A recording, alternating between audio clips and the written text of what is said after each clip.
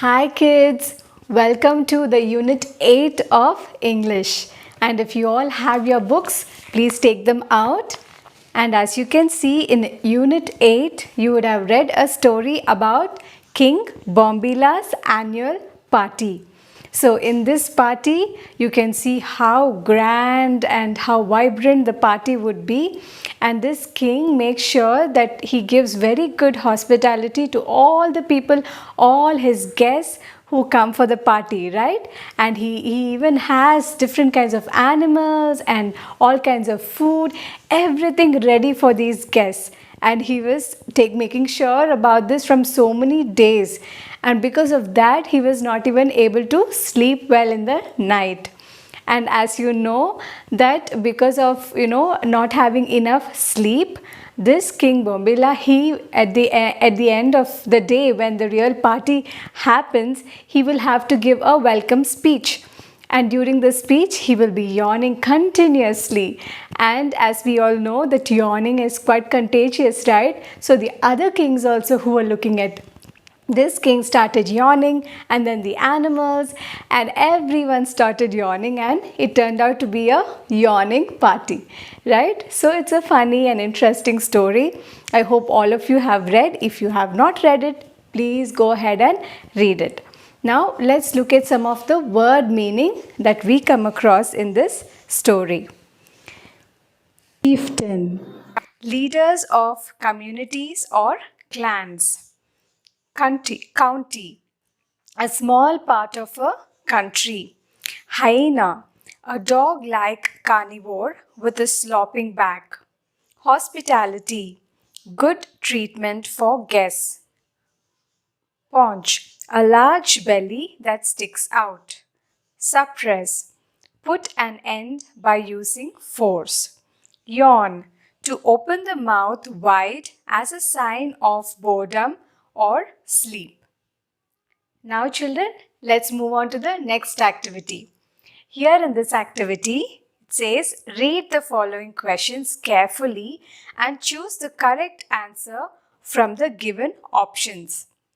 So the first one here, what is the opposite of careless? Do you know what the opposite of careless is? We have few options here in the bracket, right? So the first one is careful, then wise, smart, kind. So careful is the right answer. Very good. The second one, what is the meaning of abandon? Is it keep, leave, accept or admit? Abandon means to leave. Very good children. In the same way, you go ahead and do the rest of it also. Now let's move on to the next activity. Here you have a jigsaw puzzle. So you take time and work on this puzzle. Have fun while you're doing this and finding all those hidden words in this puzzle. Now next, we have grammar. It is grammar time. So today we're going to learn about verbs. Words that show us what someone or something is doing or does are called verbs. So what are verbs, children? Each and every day, all of us do different kinds of activities, right? Right now, I am talking and you are listening. So that is also an activity. So these verbs are words that show us about what somebody is doing in their activity in their life. So we have few words here, few sentences, and you have to find out where these verbs are hidden. Now first let's look at an example that has been given in our textbook. So here we have Radha is kicking the ball. So what is the verb here? Radha is kicking the ball. So Radha is kicking. Kicking is the verb. So in the same way, you have to underline all the verbs that you find in the following statements. Let's look at them. Asha is reading a book. So reading here is the verb. Very good. So let's underline that. Second one. Afreen sang a beautiful song on the radio. So sang here is the verb. Third one. We are planning a surprise for Teacher's Day. Planning is the verb that has been given here. Very good children. Now that you have understood what verbs are and you're able to even identify them in each sentences, now let's move on to the next activity. Change the present continuous tense forms to future tense in the following sentences. Verbs change according to the appropriate tense. For example, she is walking home. And then in the next sentence we see it is she will walk home. That is the future tense. So now let's try and do the first one. I am doing my homework. So this is the continuous tense.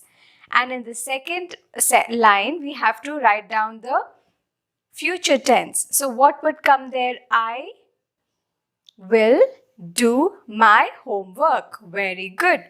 Now let's try the second one. My father is buying me a dress. My father will buy me a dress. That's right. Very good. So in the same way, go ahead and fill out the rest of the sentences as well. Now in the last activity here, we have something that we can listen and learn. So this is about learning to communicate. So here, as you have read in the lesson, yawning without covering your mouth is not a good habit. Did you all know that, children? That when you yawn, it is very important that you cover your mouth.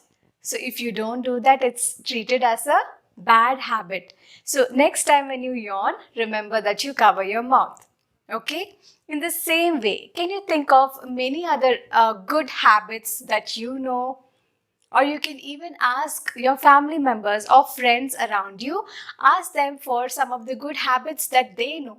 So in that way, you will learn about more good habits, right?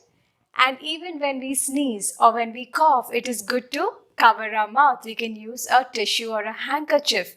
And these are some of the good habits that we have. Now, in the next one, it says, write a letter to your friend inviting him or her to your birthday party. So, you just imagine that you're going to have a birthday party. And then what would you write, to invite your friend? So imagine that and you write down a letter to your friend. It could be your best friend, it could be your neighbor, it could even be to your cousin or your own sibling. Just inviting them to your birthday party. Have fun doing that. I hope you learned so many things today, children. See you all in the next unit. Bye-bye.